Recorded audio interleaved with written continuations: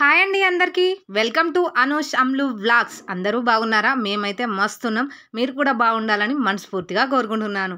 ఈరోజు నేను సాటర్డే కదా చిక్కుడుగాయ టమాటా కర్రీ చేశాను.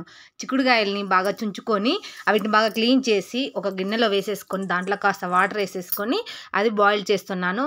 అయితే బాయిల్ చేసేటప్పుడు ఒకటి జాగ్రత్తగా వినండి. ఇందులో బాయిల్ చేసిన వాటర్ని మనం అసలు వంపేయకూడదు. అందులో ఇనికిపోయేంతనే కొంచెమే వాటర్ వేసుకొని ఉడికించుకోవాలి. ఓకేనా? అందులో విటమిన్స్ అనేది బయటికి వెళ్ళిపోతాయి. ఇది ఒక టిప్ లాగా యూజ్ చేసుకోండి. ఓకేనా ఫ్రెండ్స్? తెలియని వాళ్ళైతే తెలుసుకోండి, తెలుసుకున్న వాళ్ళైతే అలాగే వండేసుకోండి. హెల్త్కి కూడా చాలా మంచిది కదా. ఆ తర్వాత నేను బాండి పెట్టేసుకొని అందులో ఆయిల్ వేసుకున్నాను. వేసుకున్న తర్వాత అందులో జీలకర్ర ఆవాలు వేసేసుకొని అవి కాస్త ఫ్రై అయిన తర్వాత పచ్చిమిర్చి ఉల్లిపాయలు వేసేసి అవి ఫ్రై చేస్తాను. అవి ఫ్రై అయిన తర్వాత అందులో కొంచెం కరివేపాకు వేసాను. కరివేపాకు కూడా కాస్త ఫ్రై అయిన తర్వాత కొంచెం సాల్ట్ వేసాను. సాల్ట్ వేసి కాస్త ఫ్రై చేసి అందులో కొంచెం అల్లం వెల్లుల్లి పేస్ట్ కూడా వేసాను.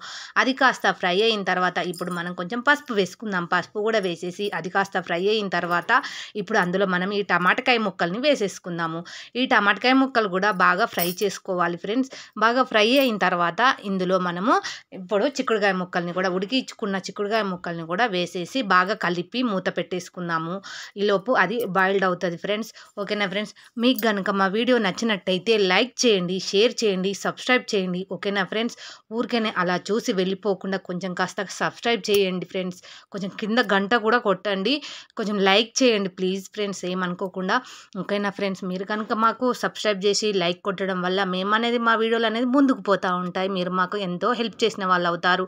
ఇలా సింపుల్గా ఇలా కలిపేసుకొని మూత పెట్టేసుకొని మళ్ళీ ఒకసేపు ఆగిన తర్వాత బాయిల్డ్ అయిపోతుంది. చూడండి, కుక్ అయింది, ఉడికింది. ఉడికిన తర్వాత మళ్ళీ మూత పెట్టుకుందాం. మూత పెట్టుకొని ఇప్పుడు మూత తీద్దాం. ఇప్పుడు కాస్త కరివేపాకు నీట్గా కడిగి కట్ చేసుకొని ఇందులో వేసేసుకుందాము.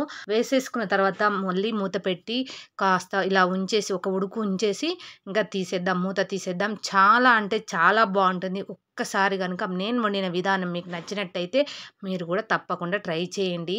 ఓకేనా ఫ్రెండ్స్? చాలా అంటే చాలా బాగుంటుంది పచ్చిమిర్చి వేసి చేస్తే. బాయ్.